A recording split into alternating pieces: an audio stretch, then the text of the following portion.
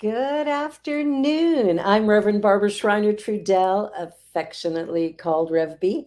Welcome to Joy with Rev B on the New Thought Media Network. Joy is my acronym for just one you. And I believe the path to joy comes from accepting our true, authentic self and living from that place.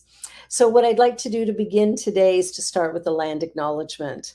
And so I acknowledge that the land I'm meeting on is the traditional territory of many nations, including the Mississaugas of the Credit, the Anishinaabe, the Chippewa, the Haudenosaunee, and the Wendat peoples, and is now home to many diverse First Nations, Inuit, and Métis peoples. I also acknowledge that Toronto is covered by Treaty 13 with the Mississaugas of the Credit and the Williams Treaty signed with multiple Mississaugas and Chippewa bands. I'm grateful to be able to live and work and play here.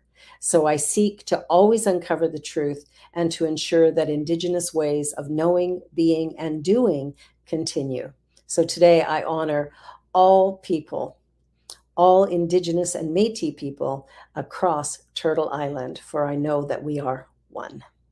So the Joy Show reflects the power of living authentically. And at CSL on the Lake, we teach the power of our thinking to create a beautiful life.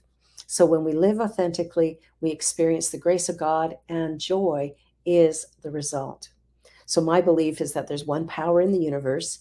Call it God or spirit, call it power, universe. The name, frankly, is irrelevant because from a human perspective, we can't even begin to comprehend the infinite. However, we can have faith in it, live from it, and begin to experience grace and goodness as a result of our joy and our willingness to live in a place of authenticity and a place of peace. So I am super, super excited today. My beloved sister, Aina-Nia Ayo'dele, is a leadership coach, ancient wisdom teacher, spiritual liberation activist, and has been supporting individuals to live their highest vision and experience their life desired and deserved with peace, purpose, and power. So that's the mission that she has. And she has, for over a decade now, been running the Sacred Women International, which is a life transformational process. She also created professional development programs like Activating Your Vision, the Healing Arts for personal and organizational wellness, and Caring for Self. Oh my goodness, we could go on for days here, my beloved sister. I gotta say one more thing, and that is about your last name, Ayo'dele, which means joy has come home. Oh my gosh, that's beautiful. How are you, my dear? I am so awesome. Better here to see you. I love the hair. Mine's purple, yours is blonde.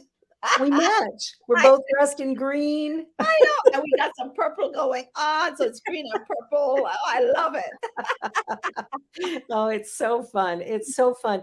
Tell me about the work that you're doing because it is transformative. You have been doing big things. I only read part of your bio. Like there's a bunch here. So Well, you tell know, us. I saw when I get that question, I often ask, they'll say, what do I answer? My sister, Reverend Barbara, I'm really on this planet to share love, to support where I can in raising consciousness. But in general, so the sacred leadership training process, which is my baby, my Yes. heart, that we've been running for 13 years now. We're going Wow. into we just finalized our group for this year, powerful women. And Yes. we do a small group, as you probably know, of women, and we take them through 10 months of deep self-exploration, grounded in spirituality and ancient spirituality, with a base, if for most of it, African spirituality, but of course, practices right across the globe. Yeah. And women rise out of that process into the allness of who they are. Really, we say transformation, but really what we're talking about is they transform into themselves and why they came to this planet, right? So that's Yes. my baby, and I do many, many other things, as you know. So I do, mostly equity coaching for executives. So a lot of leadership coaching. Most of my work, if not all, is around leadership development. Beautiful. Well, I love that. And I was noticing in here that you were named one of the 100 most accomplished Black Canadian women. Hello. Hello. I'm here with a goddess for sure. Well, we only mirror each other, my love. Oh, that's beautiful. That's an incredible accomplishment. And also, in 2008, you were nominated as one of Toronto's most inspiring women. Hmm. I know this to be true. The time I've spent with you, it's been phenomenal. So tell me more about the equity work that you're doing, because that's such a big thing right now, to begin to shift how we look at each other and treat each other and how we show up, whether in business or whatever we're doing, right?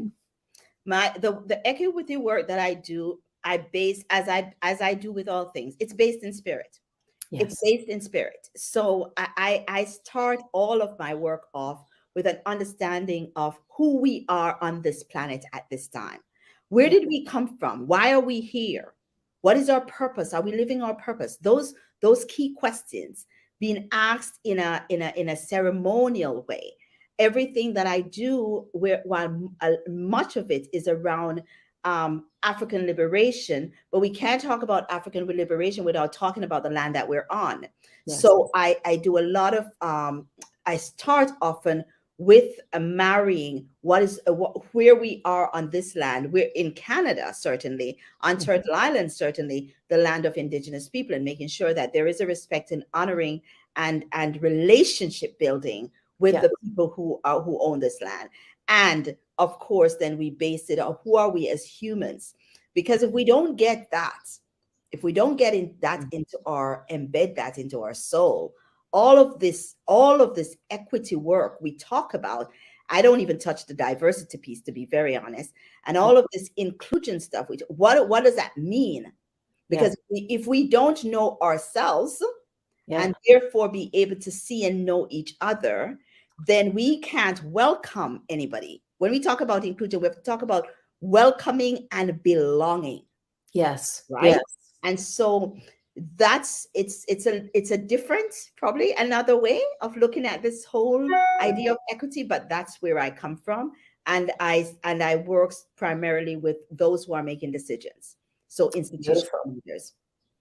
Well, I think that's where it has to start, right? Like, I've just noticed, like, for myself, I'm really blessed because I've had the privilege of working with a couple of Black congregations, which has helped to shape my ministry in a different way. And Mhm. also to have a deeper understanding of the path that we are expecting the Black people in our community, or even anyone of color really in our community, in our city, in our world, to live with. And it's been fascinating to me as I've learned things that I was ignorant about.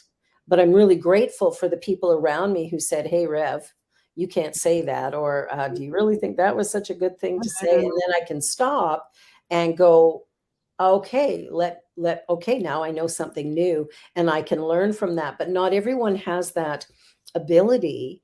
And as white people, given the privilege that we have, there's so many who are not willing to give up any bit of that or what they think they have to give up. But I think there's nothing to give up.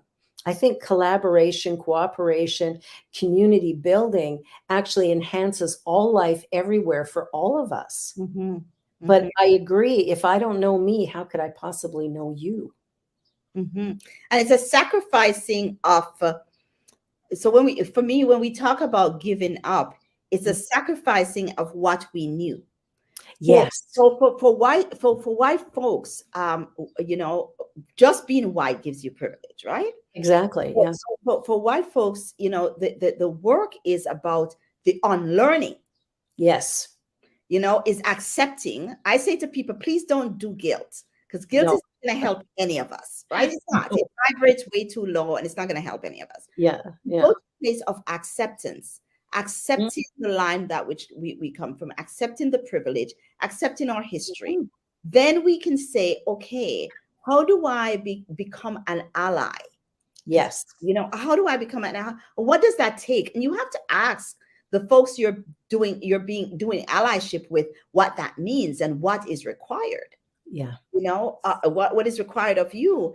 And so I feel it's a sacrificing of the Mhm. old thinking. It's an accepting of the thinking and then a sacrificing of that. It's like almost like an offering, you know. Yeah. Yeah. I Yeah, like that. it's an offering. Yeah. Yeah. Oh, I love that. I love that. Yeah, because as I look at all the things that we need to learn, I remember staying in a hotel a couple of months back. And, with COVID, of course, they're keeping pens separated and, all kinds of practices to make sure we're safe. But I was appalled to see that on the counter, there was a white container and a black container. And the white container was for the clean pens and the black container for the dirty pens. And I thought it seems like a little thing, but it isn't. It isn't. And I was appalled when I put my dirty pen in the black container.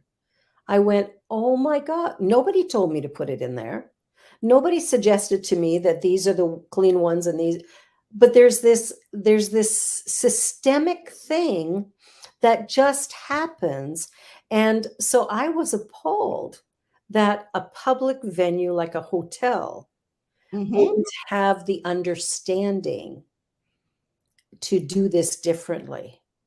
Like, it was shocking to me. And as I work to be an ally, I'm finding that I'm hitting walls where it's like, the police department don't care, the the mayor's office doesn't care, TTC doesn't care. Like, nobody wants to actually step up and do something. And for me, that's really disturbing, because here we are trying to create a world that will work for all of us. And then we're creating separation and division. And it's heartbreaking, actually. You know, Baldwin says right behind me that nothing can be changed unless it's faced. We have to face it. We have to Yes. that's why I talk about that acceptance, Yeah. because we have to face the truth. So when you say this authority, so-called authority, and that Mhm. they won't do anything, Yeah. um, they don't want to face it. That's So right. there's a lot of there's a lot of window dressing that Yeah, happens. And there there's a lot is. of nice ways that it's talked about. You know, Yeah. EDI is the hot thing. You know, you right, and you really it's so sexy. And Yeah. but what does that mean? How do you operationalize that in your organization, in your Yeah. institution, in your family, in your community, at your dinner table? Yes. Yes. Right? And when you talk about the pen, you're talking about embeddedness, right? Yes. Things that are embedded, and all of us. I say the racism, the anti-racism, the anti-indigenous racism. It didn't just affect those who are Black, Indigenous, of color. It affects all All of of us. us. We're all in that thought. Yes, we are. So of course we would see a white thing and a Black thing and say the dirty one goes in the Black thing, because it, It's a we condition. believe it's conditioned in our mind that all things black are dirty. Yeah. So you Like the unlearning is real. the unlearning is I'm grateful that I've been around so many people who are willing to tell me, when I've done something wrong or when I've stepped over a boundary or, shared with me their journey so I can begin to see how I can be an ally.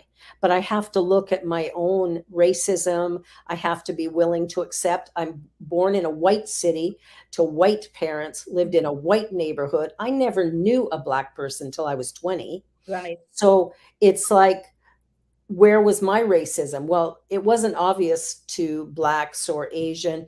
Where it was obvious was to indigenous, Mm, because that's who we had that we could point and go, oh, look at them, right? And I remember my dad saying to me, oh, drunken Indians. And, I didn't know, I'm a little kid, right? And I mhm, didn't even realize until I was in Northern Ontario, driving through one of the reserves, stopping for gas and to use the washroom and stuff, that I had that in me, that mm, automatic, like, oh, this place will be filthy and this guy's likely drunk. That was my conditioning. And yeah, as soon as that thought came to mind, I could have wept. I was so disturbed because this was just a few years ago. yeah, And yeah. I'm like, wait a minute, I'm a minister. I'm teaching love and respect and kindness. And that's the thought that goes through my head.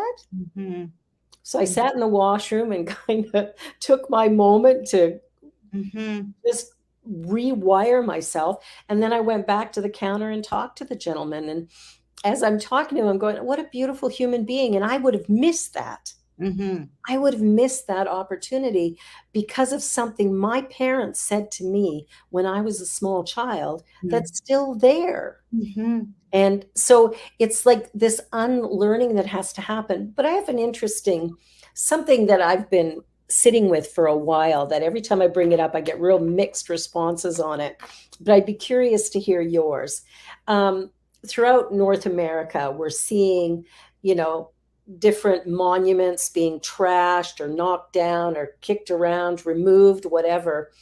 And I disagree with that because okay. I don't think taking our history and pretending it isn't there or wasn't there is the answer. What I would like to see is, in front of one of these statues, let's put the people who were harmed. Let us create an incredible statue or monument that honors uh, the indigenous people. Like if you take a look at, I was in Nova Scotia, right?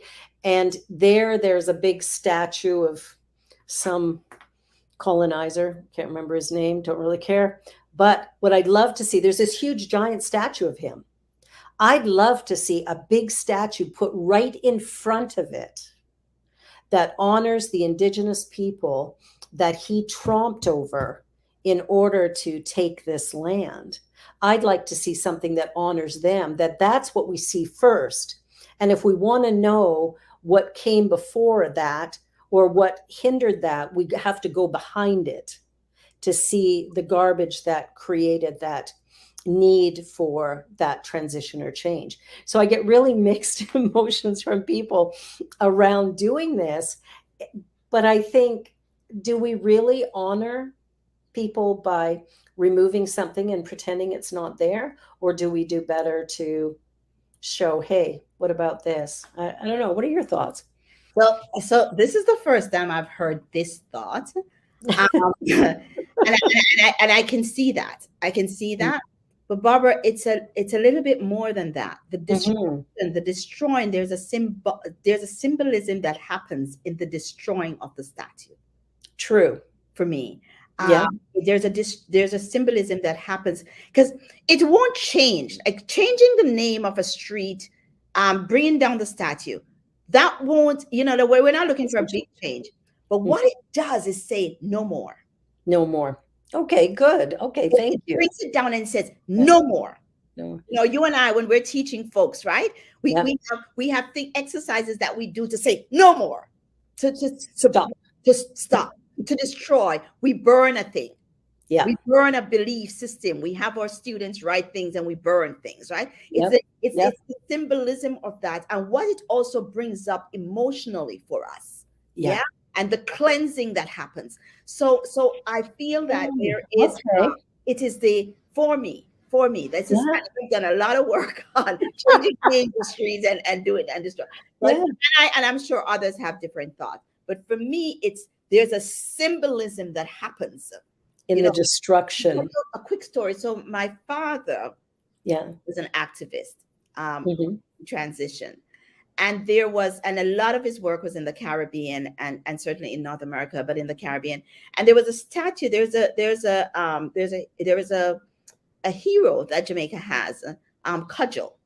Hmm. And Cudgel, the story of Cudgel is there's some contradiction, but is a hero anyway, right? And so we Yeah. revere him. And there was someone made a statue of Cudgel in a main area in Jamaica. And my father did everything in his power to bring that statue down because when you look at the statue, it doesn't look like a black figure. It doesn't have a black figure. It was made with the image of a white person. Yeah, good intention, I'm sure. Good intention. But I remember asking my father why Mm, he was spending, he made it was a lot of energy that he put in making sure that that came down. And yeah. he said, we can never continue the colonizers' way. We can never do anything. Exactly. So we can't even say let's put up something to honor our ancestors, right? But Yeah. then we make it into the image of the white folks, because that goes back to even the way our people had to hide our spiritual practices Right. Yes. behind the Catholic faith, the Catholic practices. And Yeah. so we Yeah. see the image of Yemiya looking like the Virgin Mary. So I remember my father explaining all of this to me. Yeah. And so it's the same thing. We don't need to do that anymore. No, we don't. So he brought it down. And I would say, similarly to your thought about then putting Hmm. that in front of, no, we need to destroy it. Yeah. And if And we then put up our own, to put up the truth, the put up historical the truth, truth. Yes. of Yes. indigenous folks or black folks or whatever. Yeah. So I just thought, as I think about, because I'm still turning Yeah. my No, mind, I love your this. thought, I remember that story with my father. Yeah. Well, and that's interesting because whenever I see an image of Jesus, I just kind of chuckle because he looks like a white man. But the truth is, he was a Middle Eastern Jew. He wouldn't have looked like that. And yet in North America, and probably more places than that, but of course I know here. And it's like making this look like this white guy. Um, But yeah, there's something about that needs to really shift and change. But I love that. Thank you for really helping me to clarify that, because I'm looking at, you can't just knock something down and pretend it never happened. And that was where I was going. But I yes, love the idea of let's destroy it. But I'd love in the place of it to bring something that mirrors truth. yes, yes, That would be beautiful. That yes, would be lovely. yes. Let's yeah, yeah, yeah. Wow, wow, wow, wow. But I feel though that when I saw something like what happened in Buffalo, um, In Texas. wow, and I remember immediately thinking, here we go again. Yeah. Yeah, here we go again. 400 years later, here we go again. Hmm. And then I have to also remind myself that there is still changes happening. Yes. But we have to celebrate the change and Yes. continue the work for true liberation, I agree. true shifting, right? But we as we do that, we have to always still remember that there is change that is happening, and let's celebrate the change and let's continue the work and continue the vigilance. And in the meantime, make sure we're taking care of ourselves and do some joy. And do some joy. Absolutely, we need some joy. Yeah, joy is so important in all of this. I remember a story years ago. A woman that I knew was a nurse in Edmonton, Alberta, and she went to work in a Rwandan refugee camp. And she went there for a month to help out, with nursing skills. And she talked about two things that really touched my heart. One was there were a lot of little babies that were dying of AIDS, whose families who knew where they were. And she would tie them. She was a substantial woman, and she would tie these babies to her chest, knowing that sometimes they only had a few hours left. But if they're going to die, they're going to die with her heartbeat. And I thought, wow, that's a remarkable kindness, actually, to do that. Wow. But the other thing she said that really surprised me was she said, as hellish as this is, and she said it really is, it smells bad, it feels bad, it's like there's not enough water, food, whatever. And she said everybody's been separated from their loved ones. But she said at the end of every day, the women would dance. Women would dance. And I went, oh my God, in the most horrific condition, humanity stands up and said, yes, and I'm here, I'm alive, and I'm going to have that bit of joy that, that is so essential to our well-being. And I love that. That story has stayed with me for so many years, because it was such a beautiful, beautiful image of these women dancing. Now, That's a revolution. Yes, exactly. Well, we're going to take a commercial break. And so you're watching The Joy Show with Rev B, my guest, Aina-Nia, and we will be back in just a moment. We're on the New Thought Broadcast Network. Back quick. New Thought Media Network.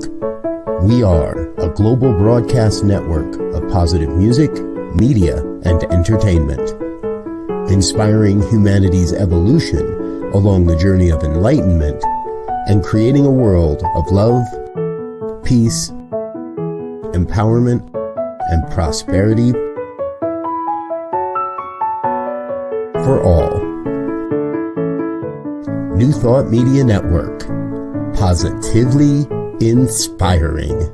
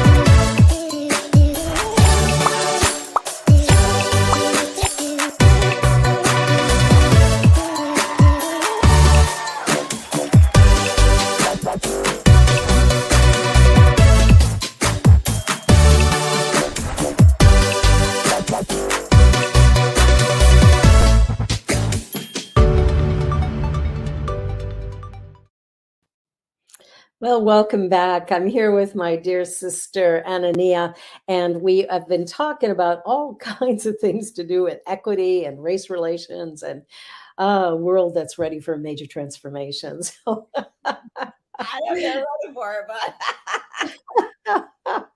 but you know, it's a beautiful thing to be able to share honestly about the things that can divide us and to have conversations that actually tend to bring us together more than separate. I think Mhm. it's that, pretending or hiding or making excuses that causes a bigger separation. We sort of dismiss our oneness or our own unique nature, right? Because each one of us is created unique and special.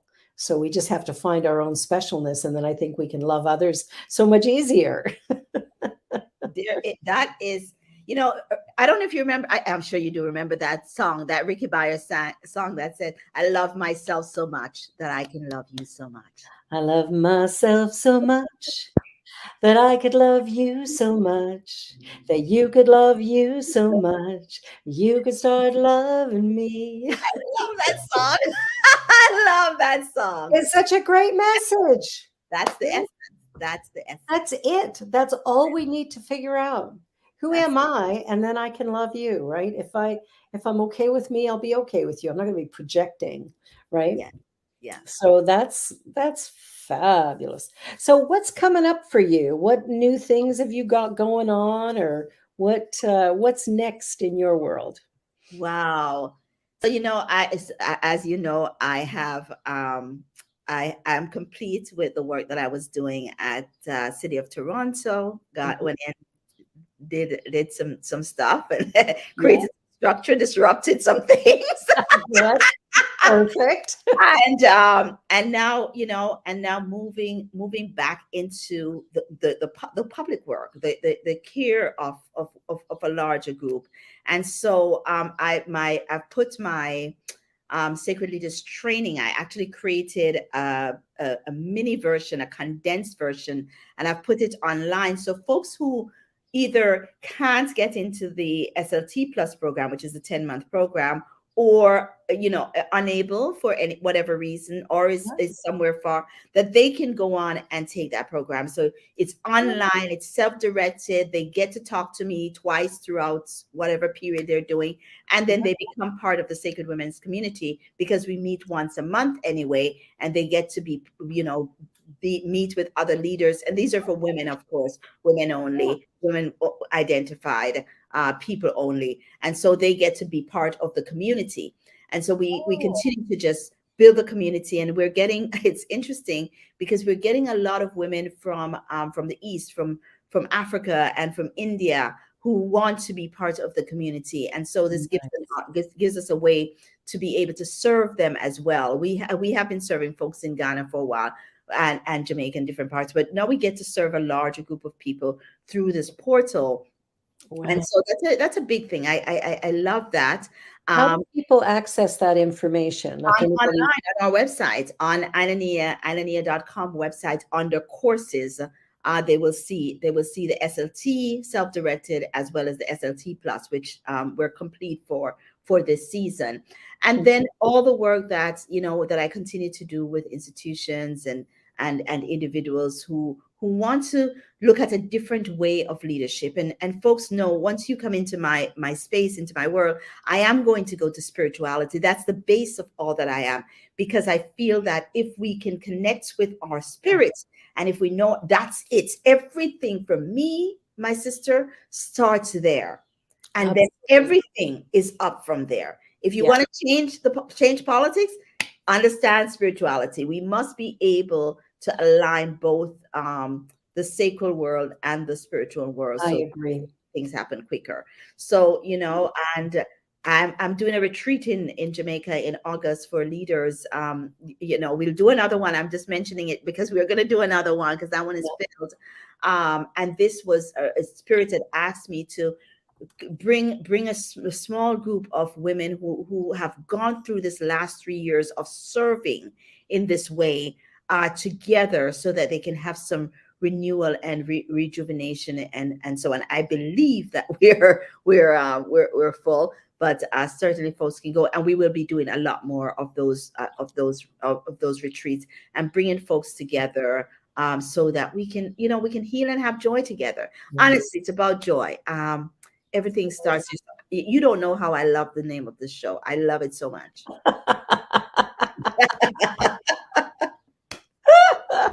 Oh, that's so awesome. Well, it's been my focus for quite a long time to help people to understand that normal doesn't exist. That is a fabricated thing that allows us to live in mediocrity. And what really does exist is that each and every one of us is a unique spiritual being, created perfect, whole, and complete, like everybody else. So it doesn't matter if you're the president, if you're a reverend, if you're a doctor, if you're, person living on the street, you all have the same value. You all have the same worth. You all have the same. We are able, like when we can begin to accept ourselves as okay, we begin to create something different in our world, which is really, really beautiful. And see the value in everybody else. Oh, yeah. Reverend Barbara, there's when we get there. So when I think about, I travel a lot. So I'm, traveling in the Caribbean, and we see someone on the street, or a panhandler, or whatever the situation is, Yeah. to see that person as valuable. Mm-hmm. Often we go to the place of, and this is something I'm learning through my journey, right? Mm-hmm. Often go to the place of, oh my goodness, oh poor them, oh my goodness, I've got to help them. Oh, well, you know what? This is their journey. Exactly. This is their journey, and they probably have a thing or two to teach me. When I was in the last time I was in Jamaica, we were in one of the rural parishes, and I saw this man, beautiful man, and he was climbing the coconut tree, and I realized he was stealing the coconuts. It was clear, right? He was stealing the coconuts, not his land. It's not his place. He was taking the coconut. And so I said hi to him, and I said, so what are those coconuts going for? Because I know he was about to sell them, right? Yeah. And so he said, so he said to me, well, I know you might think I'm stealing the coconut, but the earth belongs to all of us. And therefore, this coconut belongs to me too. And he gave me this whole spiel. Then he sat with me. So we sat together, and we had this amazing conversation. Yeah. And he was living on the streets. And he said he chose to live on the streets. Yeah. Because where he was, he didn't feel safe. Right? Yeah. And so we had this whole conversation about safety. And in that, we talked for about a half an hour as he opened up a coconut and fed me. Nice. And of course, I gifted him. But we had an amazing conversation, me and that young man. Learned about his children, learned about his journey, and learned about what he has learned. Yeah. And in that moment, I remembered something I'd read a long time ago about putting our eyes on folks always in that divinity. Namaste. Namaste. I am because of you. Yes. To see the divinity of all people. And so for me, and I'm on the journey, right? Yeah, yeah. Remove myself from this place of, oh my goodness, oh, and the victim, and oh, and so, to this is their journey. Mm-hmm. What do I have to learn? Yes. Yes. I love that. That's the walk, I think, I agree. That's the walk. That's part of the walk anyway. And one that I'm on for sure. Well, I know for myself as well. I remember years ago when I would, see people on the street, and there was that, oh, poor them. And I, got out of that mode of sympathy, realizing it's not helpful. It's me looking at somebody as broken. And that's in my mind, that's one of the most hateful things I could do, is to view another human being as broken and flawed. Yeah. So it's seeing that divinity. And I think, when we look back over life itself and the things that we've done, everything in the world is done by people just like me and just like you, right? Like, Mhm. that's the truth. And so when I can sit back and instead of judging, which sometimes is difficult, Yeah, very. you look at what happened in Buffalo, you look at what happened in Texas, you look at what's going on in Ukraine, and yeah, we can point fingers and we can put labels and we can decide, but we actually don't know anything. And That is so true. true, right? We That don't. is so true. Yeah, I mean, I can't know what's in your head, right? Why you decide to do one thing rather than another, unless I sit down and have a really good conversation with you. There's no way I'm going to know. I'm guessing. And one of the things I found a while ago, I don't know if you've heard of this, is the human library. Do you know the human library? Why is that familiar to me? I found out about it online. I was just That's opening up my email one day and it showed up. The human library is when two people sit across from one another and one person tells their story without interruption. They just tell their story and the other person receives it. And it's kind of like if you were in the library reading a book, the author wouldn't be chatting with you. The character in the book wouldn't be going, "Yeah, but," it's like you read it and that's it, right? Here's the information. So I've had the ability to have some of these things happen in groups that I've been in. Oh man, it is so cool. It's the best thing on earth. You find out things about people you had no idea about. It's so rich. in And our it's tradition, we call it the ash ceremony. the ash ceremony. Yeah, we do the ash ceremony. So that's exactly it, right? It's the Oh, I love story without interruption, Yeah. right? And there's a whole ritual about it. I'm simplifying it, but there's a whole ritual about that. I want to do that with you. Yeah, let's do that. Let's do that. When we get together, I want to do that. We're having lunch soon. Let's We have lunch are.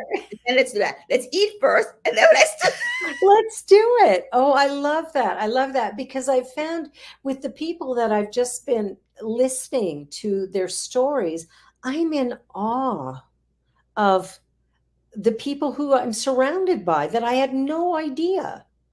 Right? One of my friends is from South Africa and talked about her journey of discovering and learning science of mind. Now she's a woman close to my age. In when she was in her like 20s in South Africa, she was learning science of mind. And Og Mandino came in as one of the presenters at one point in time. I don't know if you've read Og Mandino's work, but Mhm. it's one of my favorite authors ever. Yeah. And she met him when she was like 20 or whatever. And I'm like, oh, that's amazing. Like, I wish I'd met him when I was 20. yeah. Oh, And you then read this book. I know, like his books are phenomenal.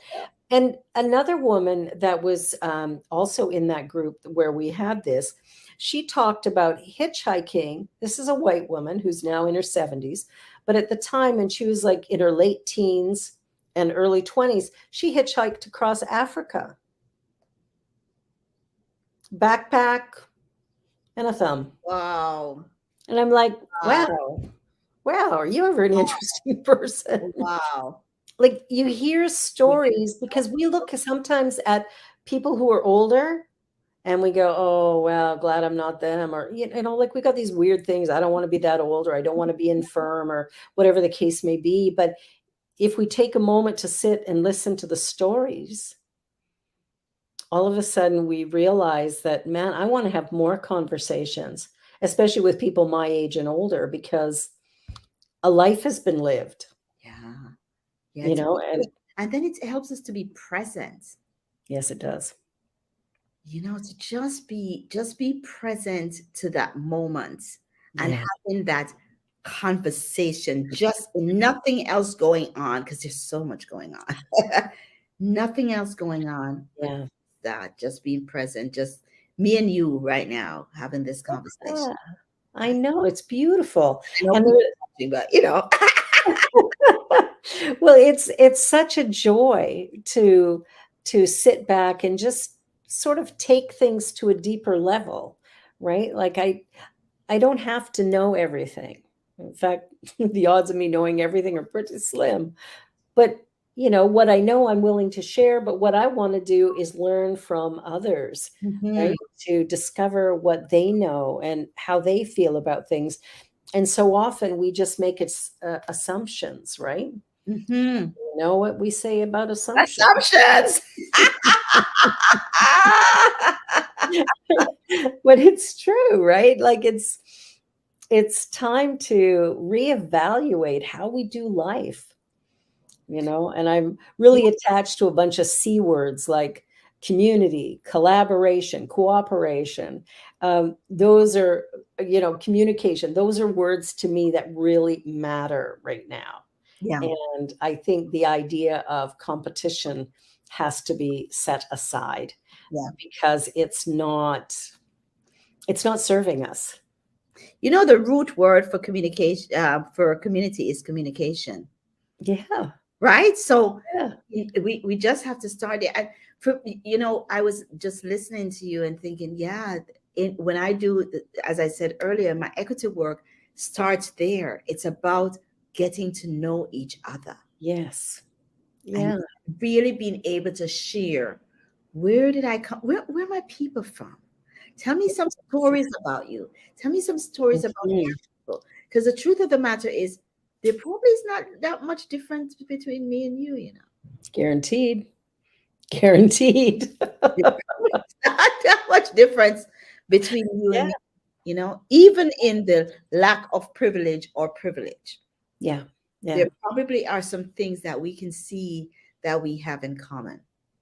Guaranteed. Yeah, guaranteed. And some I think too that as we learn each other's stories, we can begin to have compassion Mhm, for each other, mhm. knowing that, yeah, I've had this hard experience, but this person's had this hard experience. And yeah, those experiences are different, but the trauma on the individual, on our psyche, is the same. It's like, trauma is trauma. And what traumatizes me might be different than what traumatizes you, but the trauma's there. And how do I heal that? And that's about really, I think, coming to terms with who I am. Mm. And I just did I just did a TikTok. I decided TikTok's a thing to do.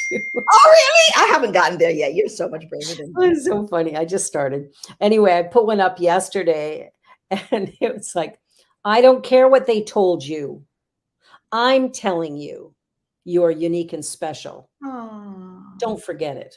oh, I love it. Is that what the TikTok is? Just Mhm. bite-sized messages?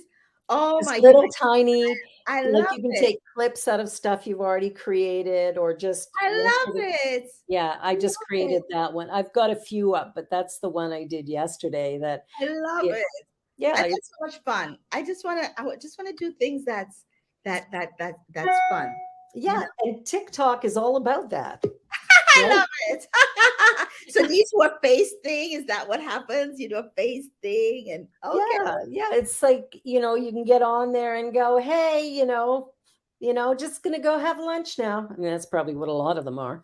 But they have a whole set of spiritual ones and different speakers from around the world who've just taken clips because I think it's a maximum of 5 minutes on any of these. Most of the ones I've put up are a minute or less, right? Ah, They're quick. They're quick, quick, now quick. you're gonna get me looking at this.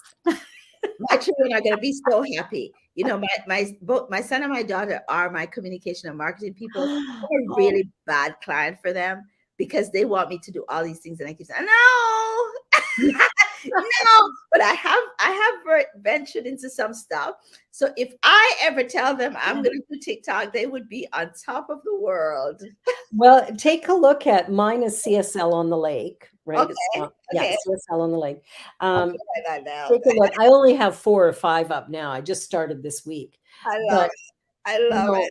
yeah, and it's what I realized is I've created all sorts of content, and all I have to do is like even from this show, I can take one little piece out of it and post that, and it takes me a couple of minutes to edit it in iMovie, that's all. Oh, I love it. Yeah, We need more of that though. yeah. We need, when there is Yes. so much chaos. And I think Mhm. we're in a time of eruption, which is not a bad thing. But there's Yeah, so much of that happening that we've got to fill our souls with, you're important. Yeah. absolutely. Yeah. Yeah, having somebody say to you, you know what, just the way you are, with every mistake you've ever made, Hmm. you are perfect, whole, and complete. Just the way you are. I choose to love you just the way you are. Do you remember the first time that somebody said that to you? Because I remember. Yeah. I remember being in grade 10 and having excruciatingly low self-esteem. And my teacher, my social studies teacher, Carolyn Baxter, was, she saw me Hmm. and she believed in me. Hmm. And it was so strange because I didn't see myself that way. I didn't see myself as valuable or worthwhile or anything. And later on, years later, because she was quite young, she she was teaching at a really young age, but she became a good friend of mine years later and died actually just before Pierre and I got married. But she was a life changer for me Yeah. and for many teenagers. Actually, she taught high school for years and Mhm. speaking gigs and stuff like that. But she was the first person who actually saw me. And Mhm. even with all my bad habits and mouthiness and whatever else I was doing as a teenager, she saw through all of that and just chose to accept me as I was. And Mhm. that had never happened before. It's How life about you? changing. It's Yeah. life changing. As a teenager, I had a kind of a rough teenage. My teenage years were pretty rough, because I had an abusive stepfather. And I remember at a bit of a, my mother, it's so funny. I was reminding my mother of this the other day, and she doesn't remember. I said, "You remember when you took me to see that psychotherapist?" And she's like, "No, I did. Why would I take you to see a psychotherapist?" And I thought, "Oh my God, everything is gone from her mind. That's fine, mom. Don't, I'm not even going to remind you. It's okay." But I Yeah. remember him saying to me, and I was about 14, 15. He said to me, "You're a child of the universe. And you are as important as that star." I'll never forget that. And I kept thinking, "Oh my God, the star. I'm Wow. as important as the star." And I kept that in my psyche, and it probably took me through the rest of my teenage years. Yeah. Kept that in my psyche. So I used to think, "Oh my God, that means I'm beyond the limit. I'm beyond the skies." Oh, I made this stuff up, right? It's It's beautiful. true, by the way, It right? Which is is, it true. is true. We should probably do a TikTok on that, right? And he said, and I kept that in my soul, Yeah. And the next time I got that message was when I got into spirituality and Yeah. science of Yeah. mind, and that's the basic teachings, right? It it really That's is. the Yeah. basic teachings. Like, you're just beyond, you're just powerful, and you're complete, and I don't care what you look like, and I don't care what you've been through, and you're just awesome, and you're just awesome. All So of that is just distracting noise. all that is just distracted noise, Oh, illusion. So oh, I love that. I love that. Every now and again, I think of Queen Latifah and the fact that as a teenager, she chose her to change her name to Queen. And I thought, whoa, way to right? go, girl. And, she's such a remarkable individual. I really, really love her work. And a friend of mine, one of my students actually, is a police officer in Brampton. And when she was here, she's been here a couple of times for TIFF, and he has served as her bodyguard. And he said, nicest person. In fact, the second time she came back, she Yeah. requested him specifically. Ah, And he said, she is the nicest person. I Like, can see that. You feel that. you That- feel it. You Yeah, do. you feel Yeah. And it. she's one of the people in the world. I was so glad to hear that she's a nice person because I really, really love her. You don't Think want this to is think why. that Oh no! yeah, you don't want to find out that your favorite star is actually a monster. Yeah, You wanted to be Queen of somebody who's herself. lovely. Queen of herself. Yeah. Like I Queen of thought, herself. That's what wow. we teach the young people to do. Yes, yes. Yeah. Well, that's why it's so important, I think, as we're working with youth, especially, to keep reminding them. Like my daughter is 17, and her friends come over to visit and stuff like that. And I want to remind all of them. One of them came over a couple weeks ago. They had been out, and I don't know where this kid got liquor from, but anyway, they did. And so Genevieve calls me up and goes, "Mom, you got to come and get us because so and so has had too much to drink and they're vomiting." And I said, "Oh, great." So they arrive at the house. Now, this child does not know me yet, right? This was our first meeting. And so they come into the house and I give them a great big hug. And I said, "So you're feeling a little rough?" It's like, yeah. Are you going to do it again? No. I said, "Yeah, right."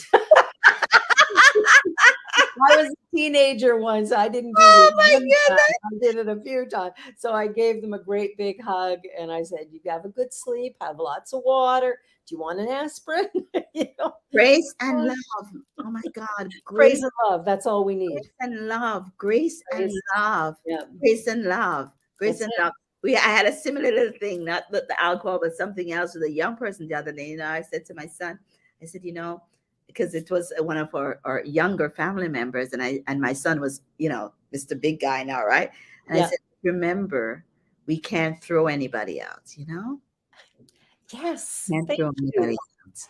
We can't throw anybody out. Oh, this has been such a joy. I can't believe this hour's up already. This has been an hour. It has been. I am so grateful to you, Aina-Nia, and I am just so delighted that you were here today. I'm really looking forward to our lunch. So much so. That's going to be fantastic. Thank you for being here today. And I love you.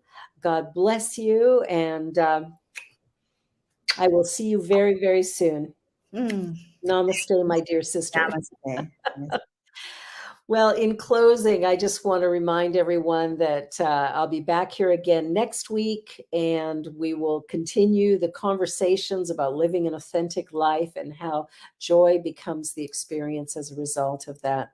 When we embrace our natural talents, our own willingness and openness, when we're willing to learn about ourselves and learn about others, when we're willing to look at the things that we don't know with a willingness to learn and to discover, I think that's when the world becomes a much sweeter, safer, and joyous place. You've been watching Just One You, the Joy Show with Rev B and my beautiful guest, Aina-Nia Ayo'dele, and I am so grateful to each and every one of you.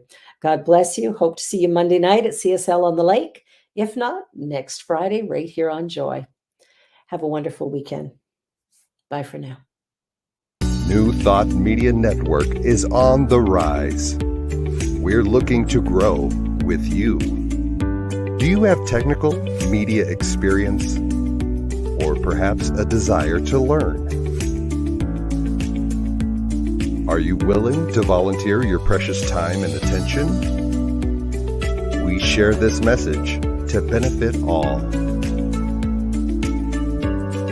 If you possess a computer with a camera and a microphone, we will share our knowledge with you.